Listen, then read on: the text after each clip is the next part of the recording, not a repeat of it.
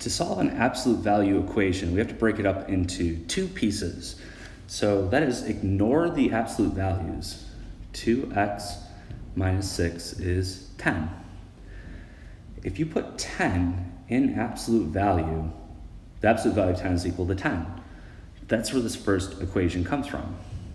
Also, if 2x minus 6 is negative 10, well, if you put a negative 10 into the absolute value, that would make the statement true as well. So there's going to be two equations when solving something with an absolute value.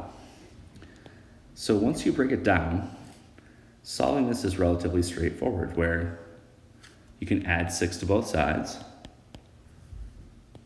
So we have 2x is equal to 16. Also, 2x is equal to negative 4. Divide both sides by 2. And we have x is 8. But we also have x is equal to negative 2. These two solutions that we have, if you plug them into the original equation, you'll see that x equals 8 makes this thing equal 10. X equals negative 2 makes this equation inside equal negative 10, meaning both are solutions. You should try it out. Now, down below here, I actually have the graph of both of my equations. So this is y is equal to 10, and this one is y is equal to the absolute value of 2x minus 6. So looking at the graph is useful because you can actually see where the two solutions are. The solutions are where the two graphs meet. So essentially what I've done here is I've taken my equation, going back up to the top, I called this side y and graphed it, so we got this thing here. The right side, I graphed that as well, calling it y, and now you can actually visualize where the two solutions are located. One is here, one is here. And if you look at the corresponding x values for these two, I'll draw those on the axis. So here's an x value, and here's another for my two solutions. And what do you know? This one's 8, this one's negative 2, the two numbers that we got. So being comfortable with the graph is a great thing. If you graph your two equations, where they're equal is where they intersect, and if you solve an equation, it's the x value that you get in return.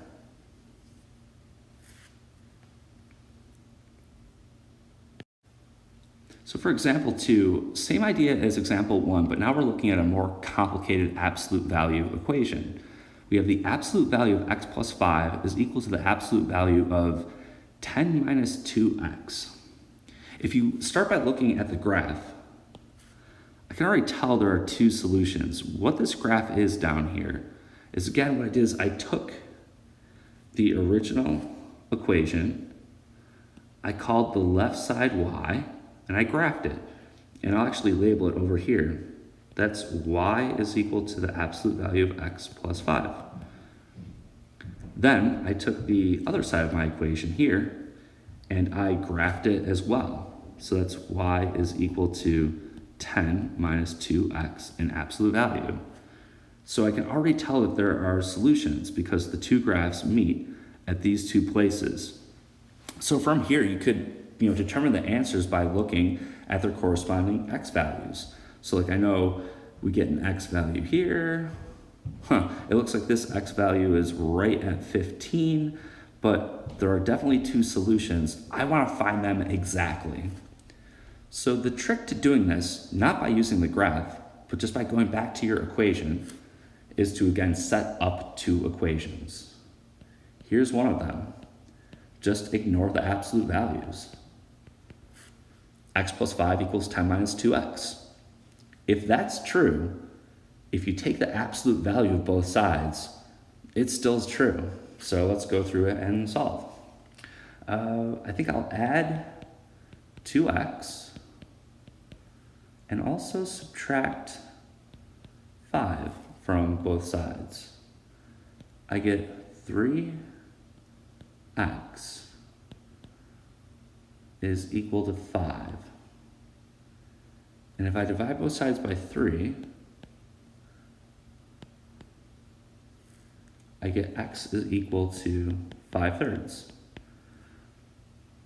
All right, that seems to make sense. Like 5/3, it's bigger than 1, less than 2. That definitely makes sense for this value here with its corresponding x value. So I now know that this spot on the x-axis is at x equals 5/3. But there's another solution as well. So we need a second equation. Now to do this one, I think what I'll do is I'll call x plus 5, just leave that alone. But I'm going to make the other side negative. This in absolute value would still be equal because the absolute value on the right side would cancel the negative. To solve this equation, I'll distribute the negative into the parentheses. I get x plus 5 is equal to negative 10 plus 2x. Okay. I think now I'll subtract x and add 10. I can already see, I think that this is going to work out. On the left side, we get 15. On the right side, we get x. And that's our second solution. And well, you know, I thought it was at 15 by looking at the graph, and I confirmed my answer. So a good way to start these problems is to, if the equation is complicated, graph the two sides of the equation and see if like the two graphs intersect. If you can just look at the graph and determine where that number is, really you don't have to solve an equation. You can just read it right off of the axis. But if you can't determine one of the solutions, well, you could just go ahead and try to solve it without using a graph, and both methods are completely acceptable.